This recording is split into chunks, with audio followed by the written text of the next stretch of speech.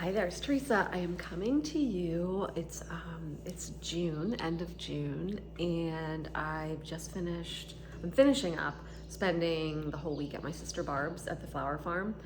And this week it was healthier eating guidelines for us for our habit of the week. And I just wanted to come in and report some things that I felt this week, and I had some sort of big breakthroughs, some aha moments. And I know that a lot of it came because I was here alone and I didn't have the distractions of being home.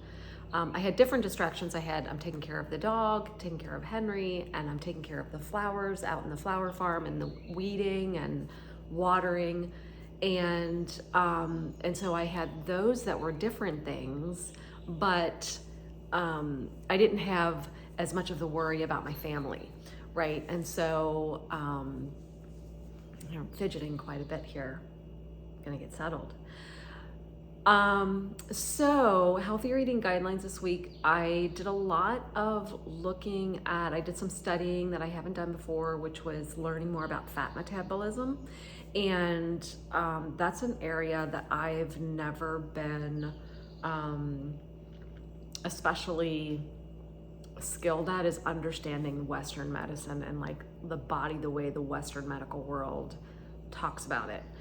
And that's always been, it just is information that doesn't stay with me. I'm just not the kind of person that learns about that anatomy and physiology very well. It doesn't stick with me. I might understand it for a minute and then it leaves. I can't tell you how many times my doctor has explained to me the inverse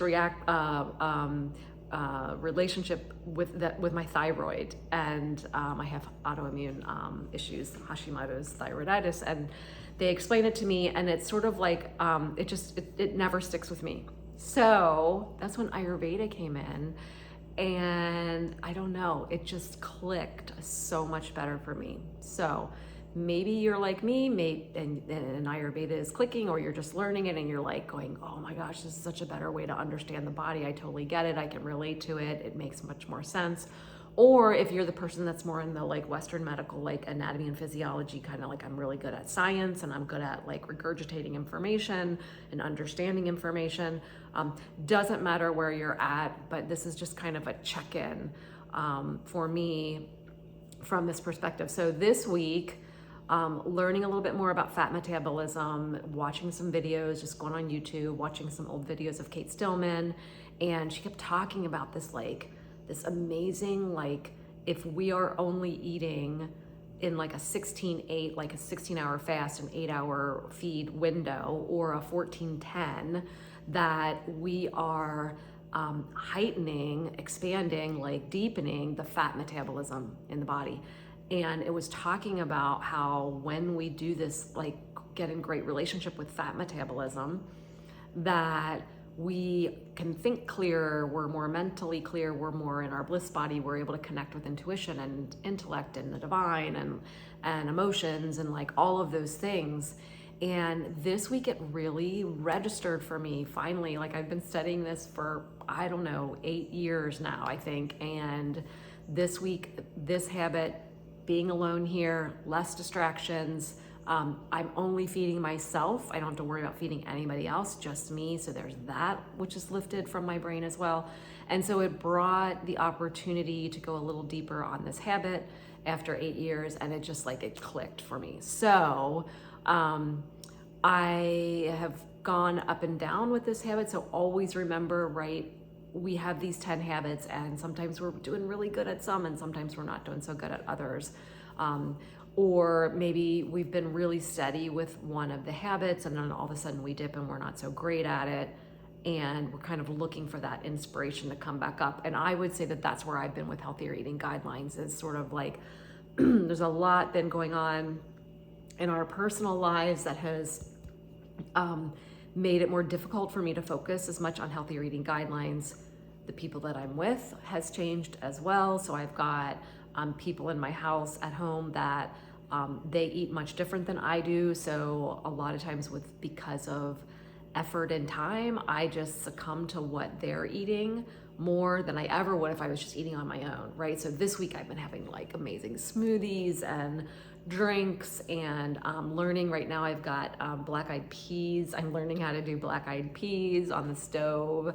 I used to think it would take like 8 hours. Apparently I can do it at only like 3 to 4. So I usually only make black-eyed peas at Thanksgiving time. I have a special recipe for the main dish, for a vegan main dish, but I did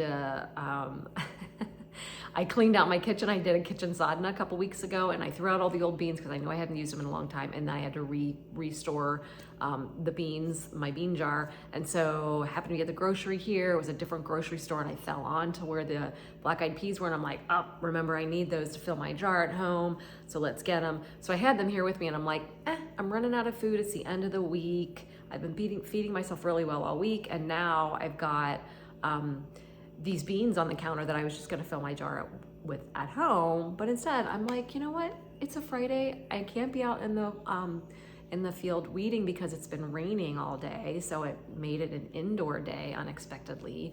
And so I'm like, let's figure out how to make black-eyed peas on the stove.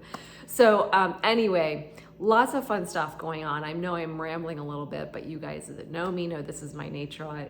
Hopefully you'll garner something out of my little chat here.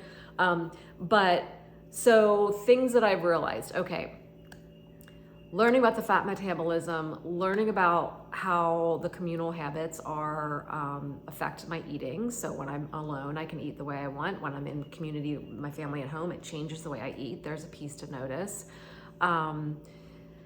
A little bit of just dealing with what you have in front of you by making one grocery trip without a lot of planning. I just bought stuff that looked good, and then I had to make meals with it all week. And so now again, I'm at the end of the week, and I'm like getting creative and getting a little more adventuresome with what I'm eating. So that's a healthier eating guidelines thing to think about too.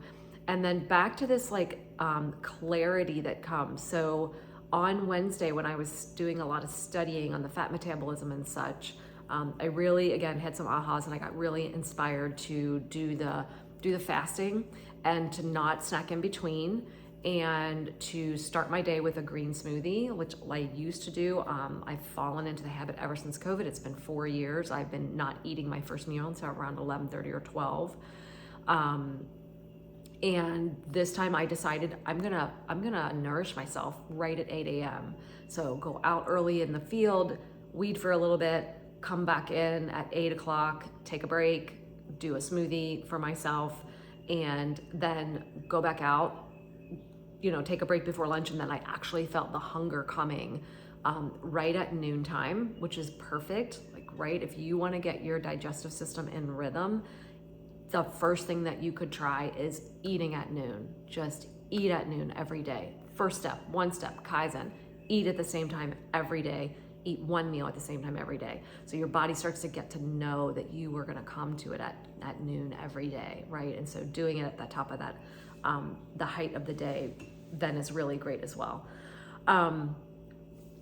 So I had my green smoothie at 8, I had my lunch, my nice lunch, nutritive lunch at 12, and then I was really hungry at 5. So I was feeling that coming on at around 4:30. I did have a leftover, which isn't great, but it was fresh from the day before, and I ate that at 5, so there wasn't a lot of prep time. And so I will tell you, I will report that just doing that one day, following the healthier eating guidelines for one day, my sugar cravings went away. I felt the mental clarity. I felt the digestive hunger, the Agni, the fire of digestion calling to me to when it was time to eat. I ate clean, clear, healthy foods. I didn't snack on junk, and I slept better that night. I felt clearer in my mind. And the next day was Thursday, and so that was amazing. So I was intended to do it again the second day. Second day comes, and I'm out in the field again. I'm loving it. I'm getting ready to come in and do my smoothie again, my juice drink at 8 or 9.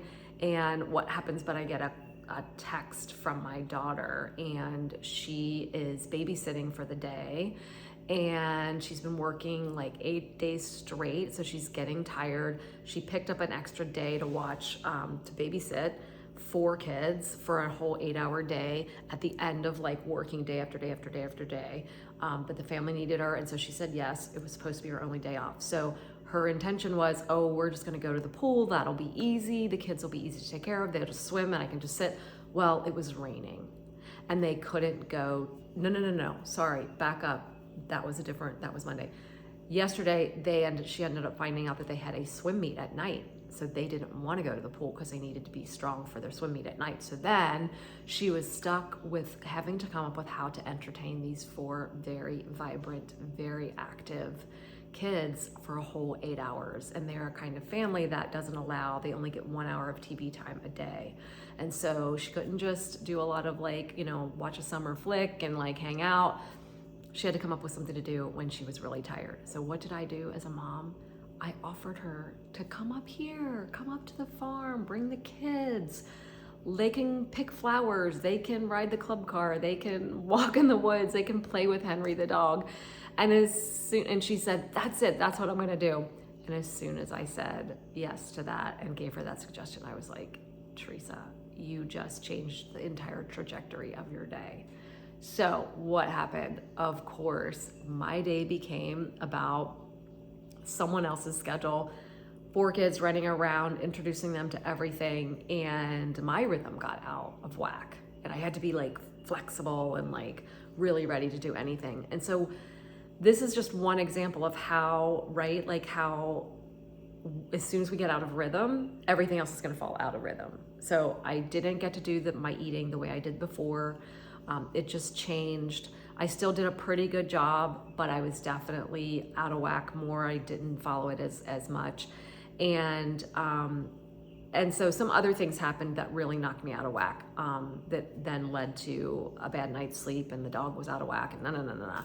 So here I am today reporting to you that I really felt great on Wednesday. Mental clarity was great. Yesterday, I became flexible and resilient, and I didn't do as great as I did Wednesday, but I still did okay, and I was flexible. And then today, a bad night's sleep and not as much food in the house, rainy day, I can't be outside, and everything's changed, and I'm not doing as good with my mental clarity. So I felt it for a day, and then it slipped. It slipped out. But the cool thing is this. The cool thing is I felt it. I felt it once. I felt it for one day. And so now when I don't have as good of a day, I can feel that difference. And that's exactly what we're looking for when we do the habits. We really want to experiment so that we can do what the habit says, which can kind of sometimes feel restrictive or really hard to do, or like someone's telling me I have to do this, I have to do this. It might feel a little restrictive to follow the rules of that habit in that moment, but try it, because then you feel the benefit. And then when you don't do it, you feel that you don't get that benefit. And so this compare and contrast is like essential. It's essential. We have to feel that. So it doesn't mean we have to be perfect every day at all these things, but if we try it once, we feel the difference, and then that's better information that will inspire us to try it again. Let's try it again. I remember I felt that way. I remember I was able to affect the change in my body. I was able to affect the change in my mental clarity, my motivation for the day, my mood, my inspiration, my openness to spirituality, like my intuition was better and on tap, and I just felt good. So this is my reflection on healthier eating guidelines. And yeah, I'd love for you to, if you're listening to this and you feel like tapping in, send me a text, go into the forum, report something, report your resistance, report that you tried it and this is what happened. Report that this is your best habit, that you're really good at it. Like tell us anything, right? Share with the group. It's really valuable when we tell each other what our experiences are, because maybe I wasn't able to do it today, but I could hear what you did and how it worked for you in any of the habits and any of the things. So that's when it's really helpful and supportive to each of us, when we report our wins or our resistance. Okay, checking out today. Have a lovely day, and I'll talk to you soon.